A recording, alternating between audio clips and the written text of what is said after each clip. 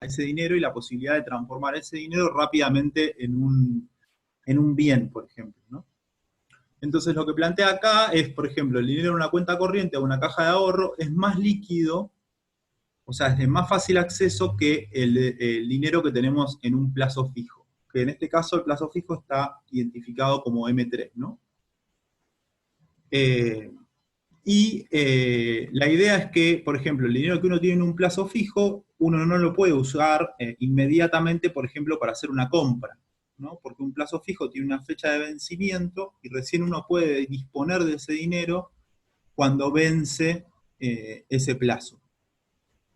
¿Por qué hacemos un plazo fijo? Bueno, porque un plazo fijo nos significa una alternativa de inversión, ¿no? Nos puede posibilitar una alternativa de inversión. La clase pasada nosotros habíamos visto que los bancos a veces, o sea, cumplían una doble función. No solo cumplían una función de guarda y de protección y de seguridad de nuestro dinero, sino que también nos permitían realizar y llevar adelante diferentes transacciones.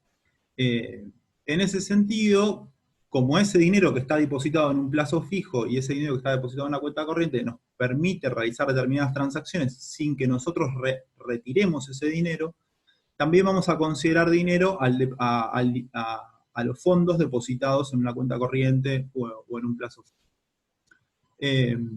Entonces, el Banco Central distingue distintos niveles de agregados monetarios en función de la liquidez, ¿no? ¿Cuál es el que menos liquidez tiene? Bueno, los depósitos en caja de ahorro y los depósitos en plazo fijo. ¿En relación a qué? Bueno, al rápido acceso que nos da a nosotros el dinero en efectivo, el dinero que tenemos en nuestra billetera o el dinero que tenemos en una caja registradora o en una caja en nuestra casa, tiene una liquidez similar al dinero que tiene en una cuenta corriente o en un depósito a la vista. ¿Qué significa eso? Que yo puedo inmediatamente adquirir un bien, por ejemplo, a través de una transferencia bancaria o a través del pago en efectivo.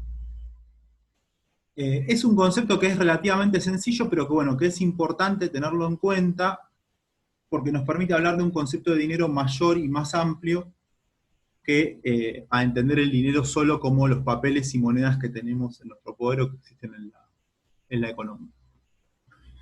El texto que les pasé arranca con esta definición, arranca explicando un poco esto, y después lo que va a ir trabajando son distintas alternativas en relación a lo que tiene que ver con la demanda de dinero y el concepto de poder construir una función de demanda que nos permita a nosotros saber si hay una demanda alta o no de dinero en la economía.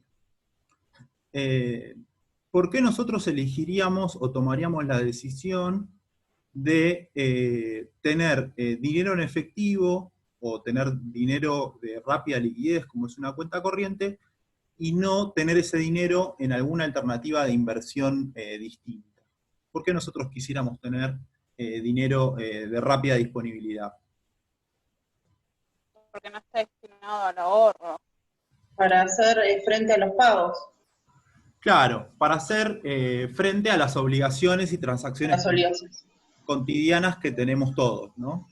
Digo, nosotros cuando cobramos el sueldo, tenemos una parte de nuestro dinero que lo retiramos rápidamente de la caja de ahorro o que no lo destinamos a una inversión o a un ahorro, sino que lo tenemos de rápida disponibilidad en función de poder cubrir una serie de necesidades. Entonces es importante distinguir el dinero de la riqueza, en el sentido de que no necesariamente una mayor cantidad de dinero va a estar relacionado a una mayor cantidad de riqueza. ¿A qué dinero nos estamos refiriendo acá? Nos estamos refiriendo específicamente al dinero de rápida liquidez. Entonces, nosotros por lo general hacemos algún tipo de estimación de cuánto dinero necesitamos para nuestras operaciones, y otra parte de ese dinero lo destinamos a distintos tipos de inversiones. ¿Cómo hacemos y cuáles son las referencias que nosotros tenemos para tomar una determinada decisión de inversión?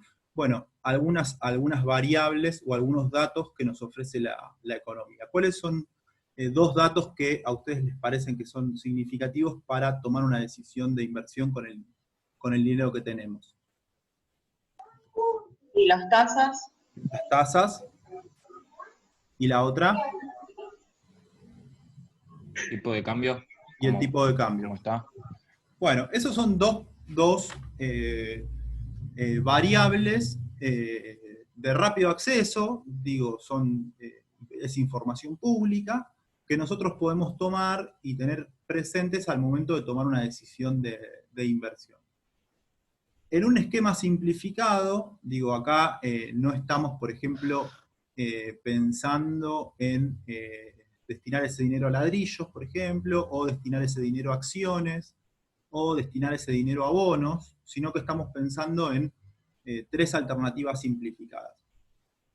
Por ejemplo, tres alternativas simplificadas sería decir, bueno, yo cobro el sueldo, tengo un remanente, tengo una parte de ese dinero que no lo voy a gastar en mis obligaciones, y que lo puedo destinar a algún tipo de inversión que me permita incrementar mi riqueza. Supongamos un esquema simplificado, puedo comprar dólares, puedo hacer un depósito en un plazo fijo, o puedo atesorar ese dinero en efectivo en mi casa, por ejemplo, ¿no? ¿Cuál va a ser lo que determine si yo estoy ganando o perdiendo con esa decisión? Bueno, es un poco lo que veíamos la semana pasada, es una cuestión relacional. Un plazo fijo no es beneficioso en sí mismo, la inversión en dólares no es beneficiosa en sí misma, y mantener dinero en efectivo en casa tampoco es una decisión de inversión en sí misma. Son relacionales en función de qué pasa con las otras variables, ¿no? Saber si me está yendo bien o me está yendo mal con mi decisión de inversión va a estar asociada a varios datos, ¿no? Uno puede tener un planteo de decir, bueno, este mes, bueno, ahí me pone Agustín, sí, la puse a grabar la clase.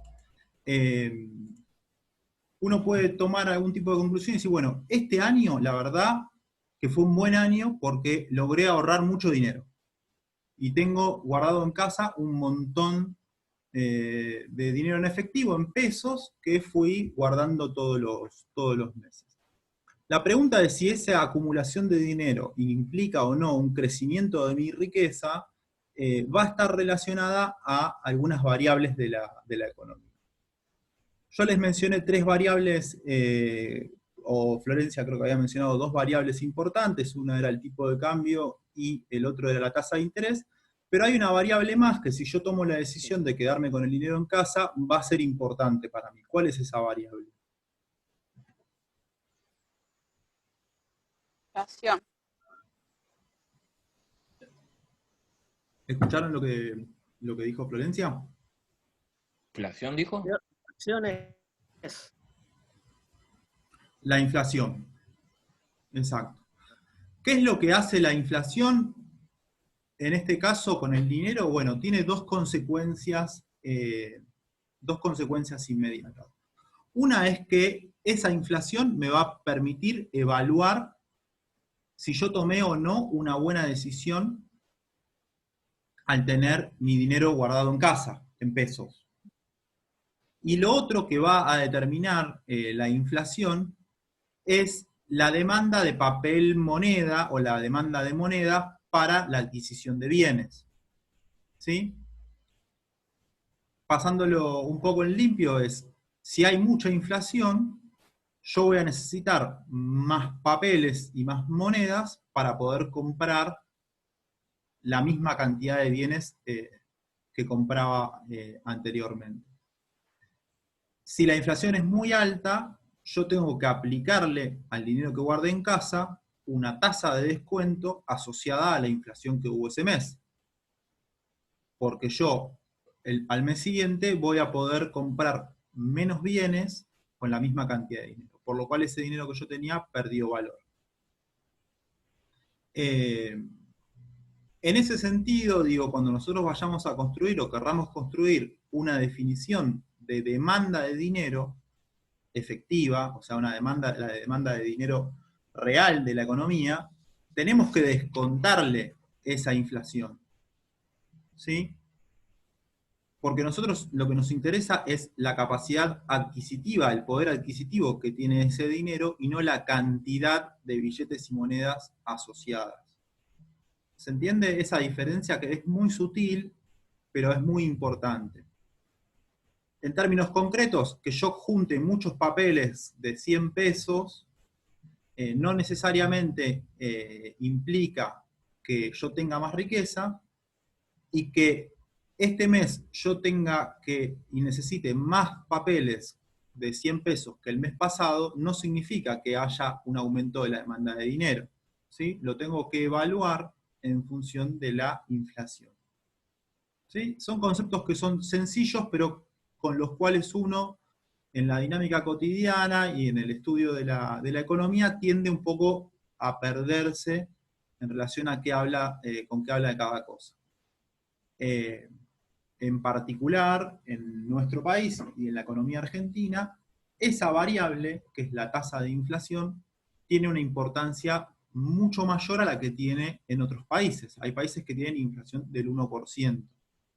Entonces, ahí el cálculo de la demanda de dinero es más sencillo, ¿sí? Porque la inflación genera un descuento muy chiquito. Y el cálculo sobre el aumento o la disminución de mi riqueza, si yo me dedico a juntar papeles de 100 pesos, es más sencillo porque solamente tengo que comparar esa acumulación de papeles y monedas con las otras dos variables, con el tipo de cambio y con la tasa de interés. ¿Me siguen hasta ahí, más o menos?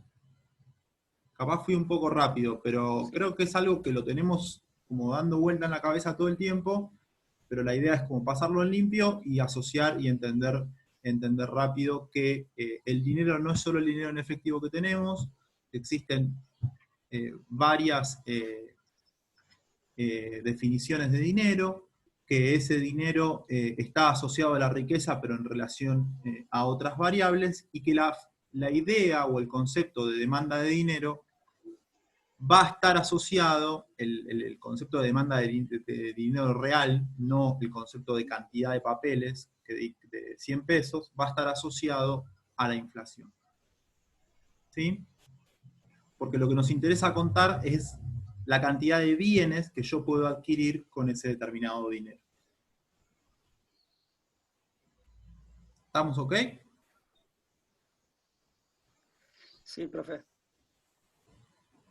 Bueno, pasamos a ver, bueno, acá está explicado un poquito lo que tiene que ver con la inflación. A medida que suben los precios de los bienes, las personas necesitan más dinero que antes para poder comprarlo. Pero evidentemente esa mayor cantidad de dinero no significa que puedan comprar más bienes, ¿no? Esto es un poco lo que te explicaba yo.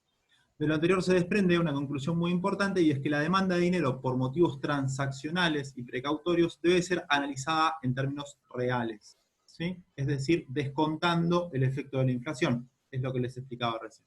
Esto está tomado del artículo que les dejé para que lean.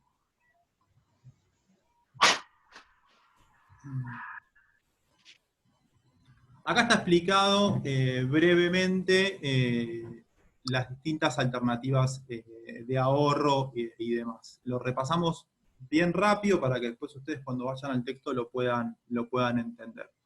Dice, el ahorro en dólares será beneficioso siempre que la tasa de devaluación, es decir, el porcentaje de aumento del tipo de cambio, fuese superior, ¿sí?, al interés en pesos de cualquier otro activo. Siempre analizando este problema en el mismo periodo de tiempo. ¿Qué es lo que está haciendo acá? Es comparando una inversión en dólares con una inversión en un plazo fijo. ¿Qué me conviene? ¿Y cómo hago para darme cuenta de si mi decisión de inversión fue acertada o no fue acertada? Ejemplo, supongamos que la persona tiene ahorrado 4.000 pesos y debe decir cómo los va a guardar. Por sus gastos en los meses anteriores, estima que va a necesitar 1.500 en efectivo, con lo cual deja 2.000 por si le surge algún imprevisto, ¿no? Uno nunca tiene exactamente la planillita que dice cuánto gasta uno todos los meses, entonces hay una previsión.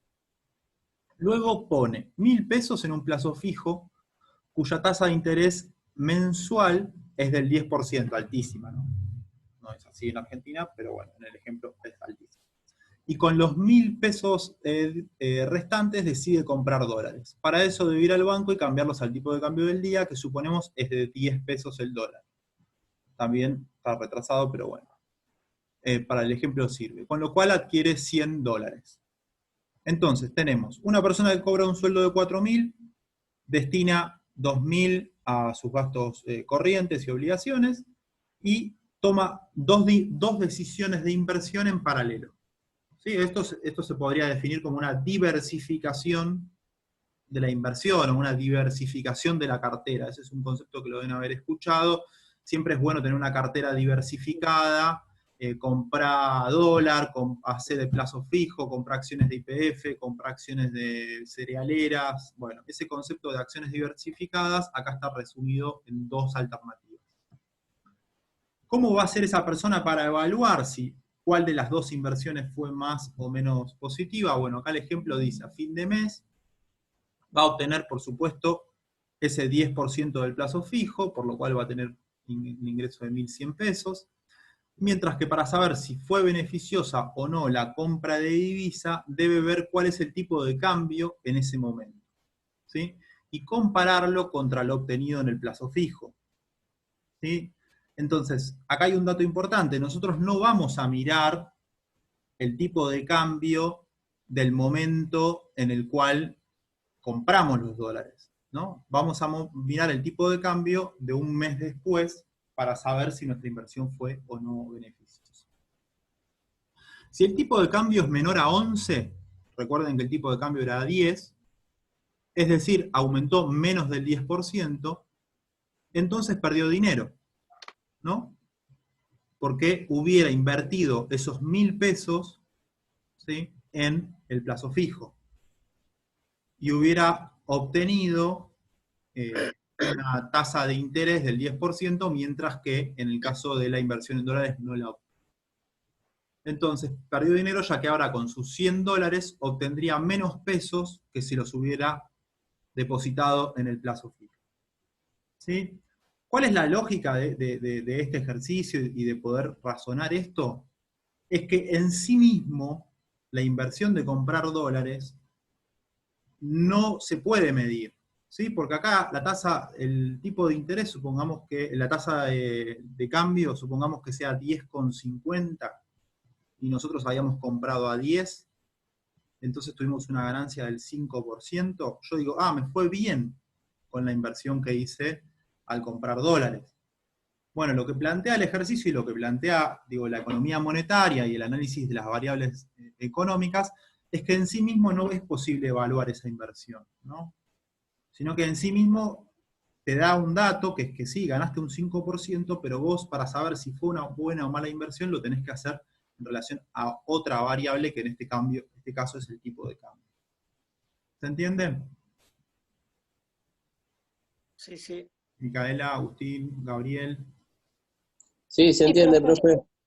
Zaida, Sí, profe, se entiende. Camila, Sí. Jimena, Sara, el resto de los chicos. Es importante profe, esto, ¿sí? Bueno. Sí, sí. Bueno, acá está la otra conclusión, ¿no? Digo, si en cambio el tipo de cambio fuera superior a 11 pesos, entonces hubiera ganado más dinero respecto al plazo fijo, por lo cual si yo miro el plazo fijo, perdí dinero en el plazo fijo porque había una alternativa de inversión que era mejor. ¿Sí? ¿Cuál es la diferencia entre la decisión de inversión en dólares y la diferencia de la decisión de inversión de un plazo fijo? El dólar no sabes El tipo de cambio. Y en el plazo fijo te dicen cuánto te van a dar. ¿Cómo se llama eso, Florencia? ¿Tipo de cambio? No, lo que explicó Florencia.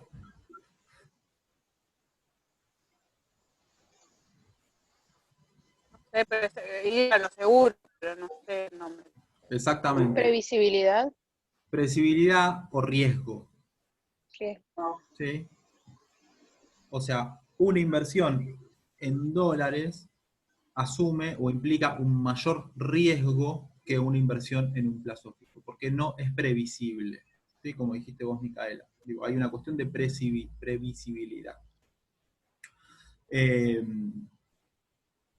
¿Alguno alguna vez invirtió en la bolsa o conoce a alguien que invirtió en la bolsa, por ejemplo? No. Bueno, la gente que se Sí, dedica... ¿Vos sí? Sí, la pareja de mi mamá en las cuevas allá llevaba los dólares. Las cuevas allá de Capital. Las personas que se dedican a la bolsa o que se dedican a las inversiones en la bolsa, siempre hablan de perfiles, ¿no? Cuando uno va a hacer una inversión, te hacen una pequeña entrevista y se asume y se discute con el cliente que va a hacer la inversión en la bolsa el perfil del inversor.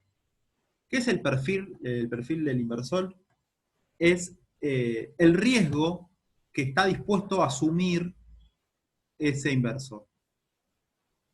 El riesgo, por lo general, paga, ¿no? Aquel que está dispuesto a arriesgar y a comprar acciones, por ejemplo, que son más volátiles o que tienen una volatilidad, o sea, que bajan y suben de precio más rápido, son aquellas personas que tienen un perfil más agresivo, ¿sí? En la lógica financiera o bursátil se denomina así, perfil más agresivo. ¿Qué quiere decir eso? Que esa persona está dispuesta a perder mucho dinero, ¿sí?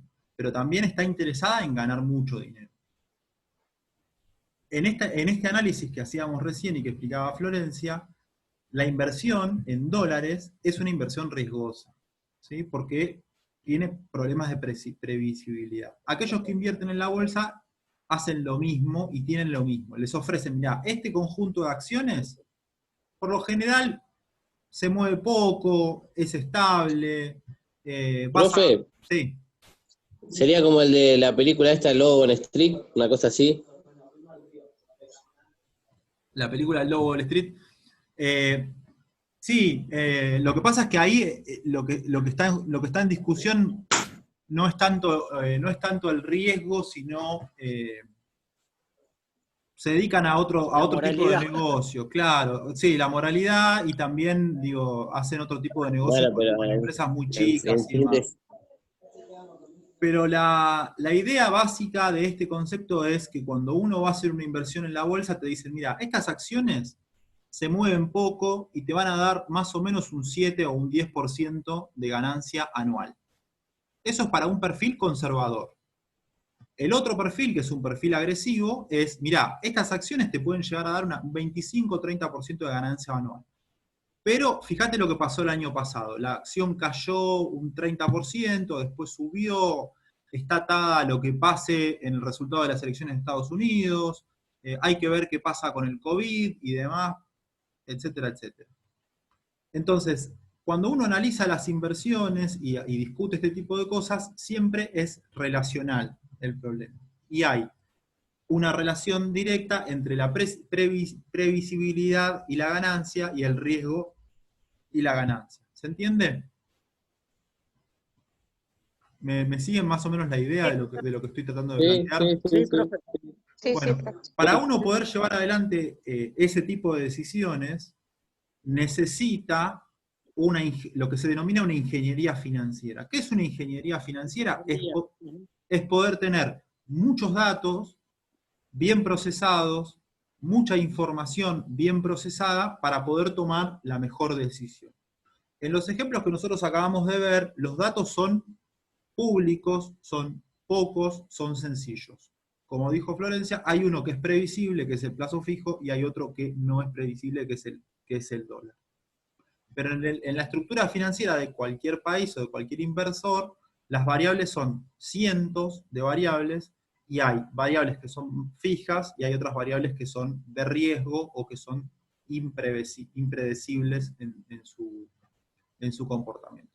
Pero sí es importante que cuando nosotros analicemos si uno está ganando o está perdiendo dinero, no lo haga en relación a la inversión en sí misma, sino que lo haga en relación a otra inversión posible, ¿sí? Es relacional el problema y no es individual. Eso es importante porque uno en la dinámica cotidiana tiende a perderse en el análisis en sí mismo. No, a mí me fue bárbaro, yo compré dólares este año y la verdad, no, bueno, yo compré dólares este año y le gané a la inflación, yo compré dólares este año y le saqué más que un plazo fijo, yo compré acciones y le gané más que el plazo fijo. Digo, esos son el tipo de respuestas correctas para hacer un análisis de inversión financiera, ¿sí?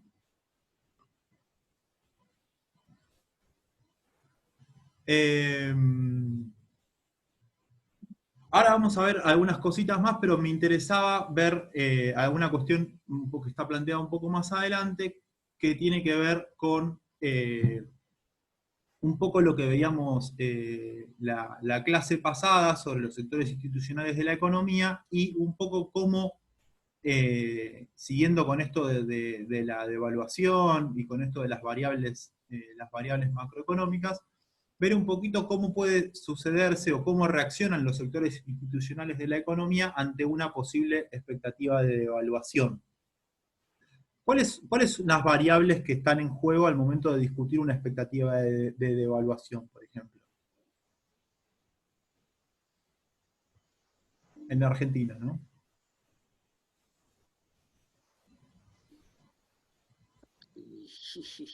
Vamos a lo concreto, a lo rápido, a lo que aparece en el diario, por ejemplo. Y la inflación. La inflación puede ser una más reciente, por ejemplo. 2019. ¿Qué es lo que estaba en discusión?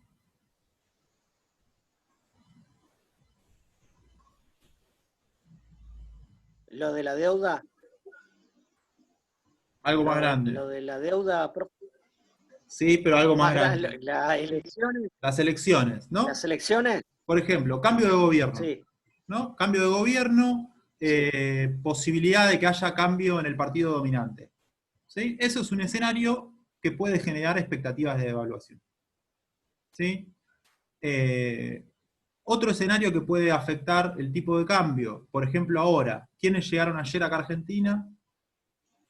El Fondo Monetario. La misión del Fondo Monetario Internacional. Argentina se encamina a firmar un nuevo acuerdo con el Fondo Monetario Internacional para los próximos años, etcétera, etcétera. Lo mismo.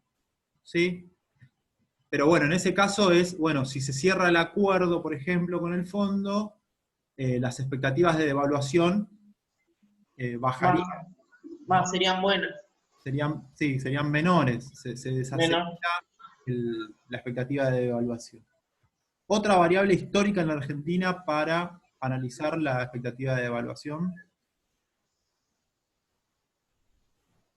El aumento de las divisas, el tipo de cambio.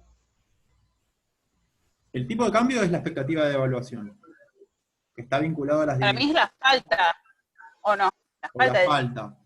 Pero ¿cuál es una variable central en la historia argentina para analizar el tema de la devaluación y las divisas? Es la cantidad que venden, ¿cómo se llama? Las exportaciones y las importaciones, profe, la balanza comercial, ahí es la donde tenemos pérdida de dólares y después impacta en el precio del dólar internamente. Perfecto, Luis. Cada vez que el país se industrializa un poco, empieza a requerir más dólares. Exactamente. Y el libro de Previch. Exactamente. Y esa relación entre la demanda de dólares y el acceso a los dólares está fundamentalmente en la estructura económica argentina reglado por el campo, ¿sí? Y por la cosecha y la venta de granos al exterior, que es lo que nos posibilita a nosotros hacernos de dólares, ¿sí? Entonces, una mala cosecha, ¿no?, es un factor que puede influir sobre esto que estamos denominando expectativa de devaluación. ¿Sí? Ese es otro dato que es significativo en la economía argentina. Che, hubo una mala cosecha, inundaciones, sequía, una plaga, ese tipo bueno, COVID, ese tipo de cuestiones pueden afectar a la cosecha. ¿Qué impacto tiene eso? Como decía Luis, bueno, che, mirá, hay un sector industrial que está demandando dólares, pero el sector que aporta los dólares, en términos generales, que es el sector del agro, este año tuvo una mala cosecha, pero la demanda de dólares no afloja. Entonces eso genera una expectativa de devaluación. Ahora en un esquema simplificado, que es el que vamos a ver ahora, está planteado un escenario de mala cosecha, ¿no? Ahí está puesto una mala cosecha, genera un incremento de la expectativa de devaluación y genera una demanda agregada de moneda extranjera. ¿Sí? Una demanda de parte de determinados sectores de la economía, que podemos ser nosotros también, de demanda de la moneda extranjera. ¿Qué es lo que plantea el ejercicio? Supónganse que el sector privado, o sea, nosotros y las empresas, tenemos solamente dos alternativas de inversión. Una es activos en pesos, como puede ser un plazo fijo, y otro es activos en dólares. ¿Sí? Depósitos en dólares o papel moneda en dólares. Si dada la tasa de interés de los activos en pesos, determinada tasa de interés en pesos, por determinado motivo, como este que estábamos diciendo, una mala cosecha, se produce un incremento de las expectativas de devaluación, aumenta la relación entre el peso y el dólar, esperada en el futuro. Eso es, la expectativa de devaluación lo que hace es proyectar hacia adelante. Che, mirá que para mí el dólar a fin de año, o mirá que para mí el dólar el mes que viene, digo, ese tipo de afirmaciones están relacionadas a la especulación y a una expectativa de devaluación. Ese escenario de mala cosecha genera que los activos en dólares se van a volver más atractivos para el público en general, ¿sí? Lo que posiblemente incremente la demanda de moneda extranjera. Separémoslo un poco para poder entenderlo. Una cosa es la demanda real, como decía Luis, de yo importador, que me dedico a la industria y necesito todos los meses una cantidad de dólares para comprar los repuestos para los Toyota, que los traigo de Estados Unidos o de Japón. Eso es una demanda real, que no está asociada necesariamente a la expectativa de devaluación. Lo que nosotros estamos analizando acá no es la demanda del importador. Lo que estamos analizando acá es cómo juega una expectativa de devaluación en la decisión de inversión de los privados, que es lo que decíamos antes. El dólar tiene un determinado riesgo, pero si yo veo que va a haber una devaluación, puedo apostar a eso. Se va a cortar la video. Hacemos una breve pausa de 5 minutos, una cosa así, y nos volvemos a conectar. ¿Sí? Genial. ¿Estamos ok? Gracias.